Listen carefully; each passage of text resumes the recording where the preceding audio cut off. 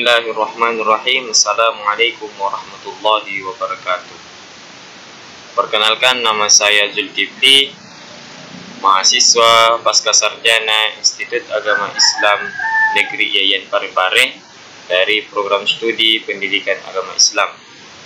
Pada kesempatan ini, saya akan memperkenalkan salah satu aplikasi yang dipakai dalam dunia pendidikan, yaitu aplikasi Edlink, serta bagaimana cara membuka kelas dalam aplikasi Edlink dan bagaimana cara menggunakan aplikasi Edlink dalam proses pembelajaran.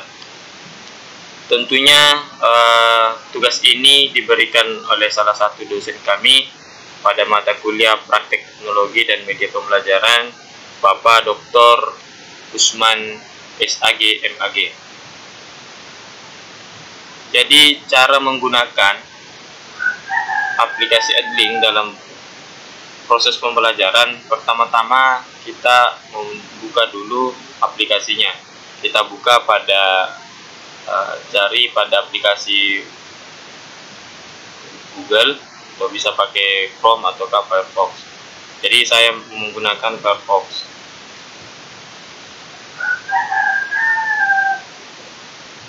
Nah, ketika sudah jendela Firefox sudah terbuka, langsung saja kita pada menu pencarian, langsung saja kita ketik Edlink. Saya kita klik Edlink.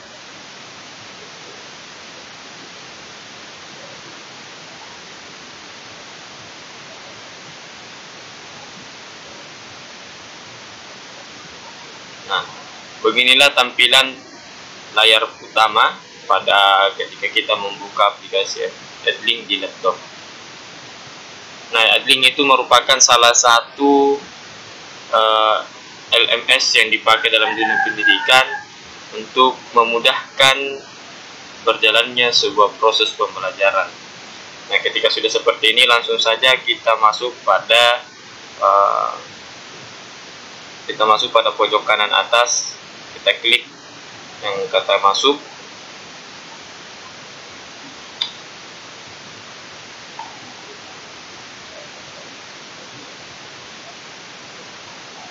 Nah, kalau sudah seperti ini, selanjutnya kita bisa login masuk pada aplikasi Edlink ini. Ada dua cara, satu ada Siakat dan satu ada Google. Jadi kalau kita pakai Siakat ini, biasanya suatu aplikasi yang sudah dipakai dalam dunia dalam suatu lembaga pendidikan. Contohnya saya sudah memakai Edlink dalam kampus di Parepare, kami sudah menggunakan Siakat, sudah menggunakan Edlink. Jadi langsung saya pilih Siakat. Nah, kalau sudah seperti ini, selanjutnya kita masukkan perguruan tinggi apa yang kita di mana kita kuliah. Saya di Parepare, jadi saya tulis Parepare.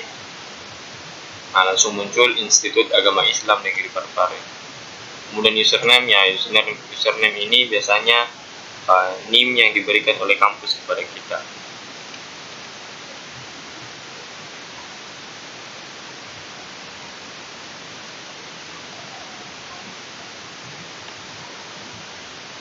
Selanjutnya kita masukkan sandi.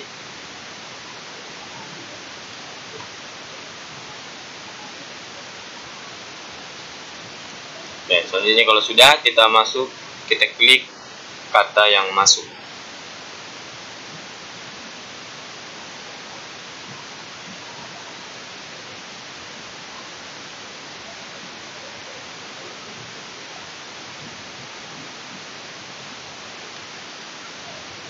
Nah, seperti inilah tampilan ketika kita sudah masuk di dalam aplikasi Edlink itu sendiri. Seperti inilah, dimana ada fitur-fiturnya. Inilah berandanya, ada ruang kelasnya. Nah, ini ruang kelas.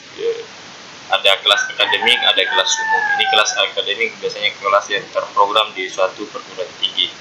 Jadi sekarang saya masih kuliah. Inilah mata kuliah saya, masih ada 4. Nah, kemudian kita bisa masuk di kelas umum, artinya kelas yang umum bisa saja sembarang, siapa saja bisa masuk dalam kelas ini. Kemudian ada obrolan.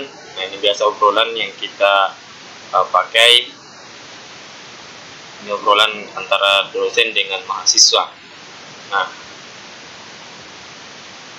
Selanjutnya saya akan memberikan cara tutorial bagaimana membuat kelas pada aplikasi Edlink. Nah, jadi pertama-tama kita klik dulu ruang kelas. Nah, kemudian kita buat kelas umum. Di kelas umum, jadi kelas umum itu siapa-siapa aja nanti yang bisa masuk. Nah, kemudian langsung klik buat kelas. Nah, ini yang harus kita isi, mata kuliahnya apa, nama kelasnya, kemudian deskripsi, kemudian ini tipenya apakah pribadi atau mau dibagikan, kemudian apa yang peserta pelajari.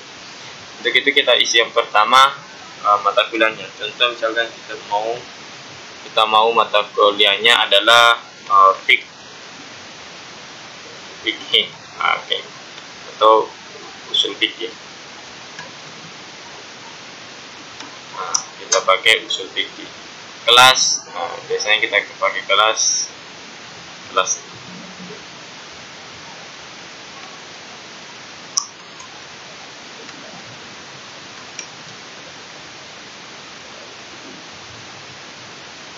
sekarang deskripsinya, kita deskripsikan apa yang dipelajari pada mata kuliah ini. Sebarang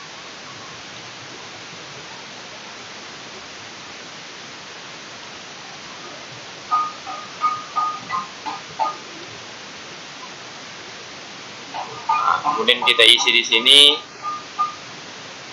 dan kita dipublikkan. Kemudian kita langsung buat. Nah, sudah jadi. Jadi kelasnya sudah jadi. Nah, sekarang bagaimana cara mengoperasikan kelas yang sudah kita buat? Pertama kita klik dulu kelasnya. Nah, seperti inilah jendela atau beranda yang ada di kelas yang sudah kita buat ini. Nah, belum ada sesi. Di sini ada beberapa fiturnya, ada sesi diskusinya, sesi pembelajarannya, ada tugas, ada kuis, berkas, kumpulan anggota, serta kelompok. Nah, tentunya kalau kita mau mengisi di setiap pertemuan yang akan kita lakukan nanti, tentu kita akan mengisi di sini materi, kemudian kita pilih sesinya, kita buat sesi baru, kita isi topiknya.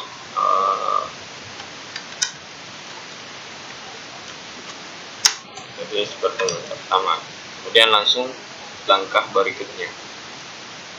Yang pertama, judul materi. Nah, ini judul materi apa kira-kira? Misalkan kita mau judul materinya adalah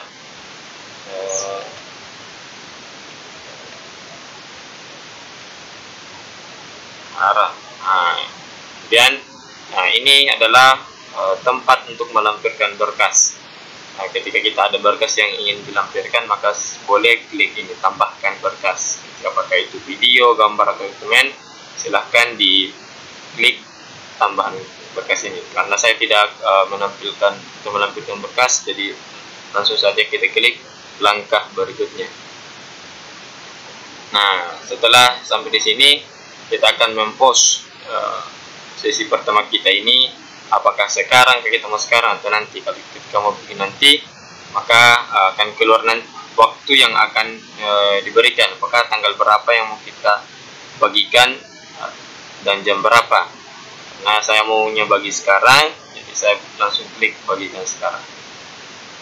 Nah, langsung sudah muncul pada diskusi pertama, yaitu tentang sesi 1 usul fikih atau pertemuan pertama. Judul materinya tadi adalah tahara, seperti itu. Kemudian ketika kita ingin memberikan sebuah tugas, nah ini bisa dibuat sampai berapa kali pertemuan. Ketika kita mau menambahkan lagi, bisa lagi diklik lagi di sini, kita ulangi lagi, kita buat di sini buat sesi baru lagi. Topiknya lagi adalah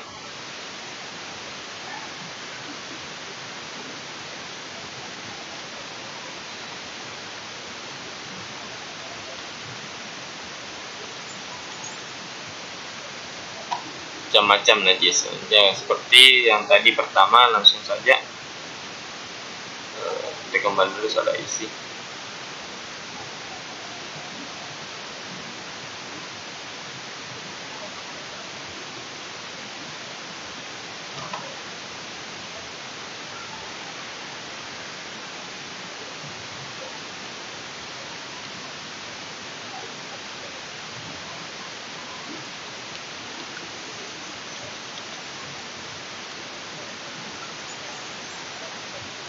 langsung di materi.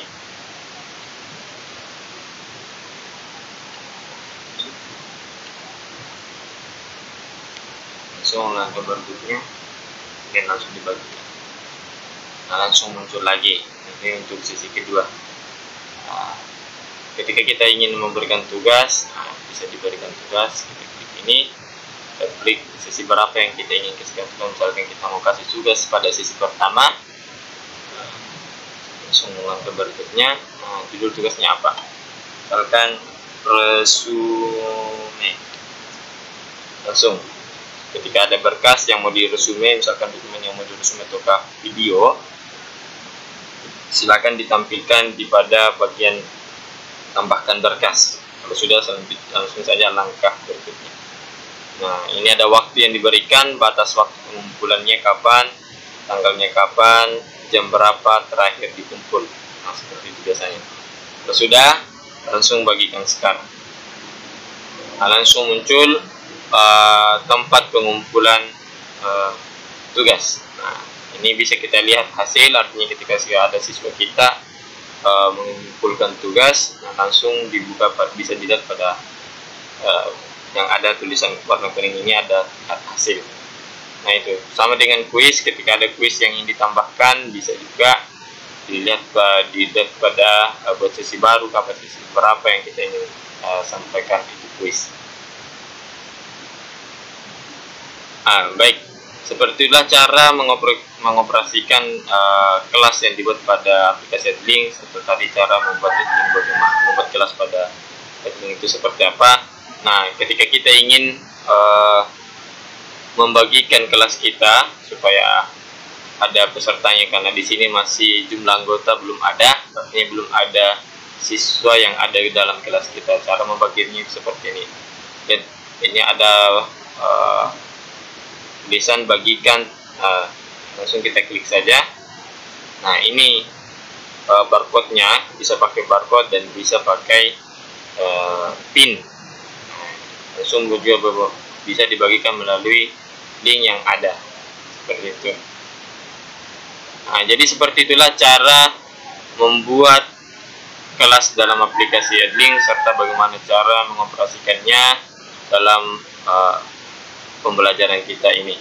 Jadi saya rasa cukup untuk hari ini penjelasan saya terkait masalah aplikasi Edlink, tentang bagaimana cara membuat kelas dan mengoperasikan kelasnya.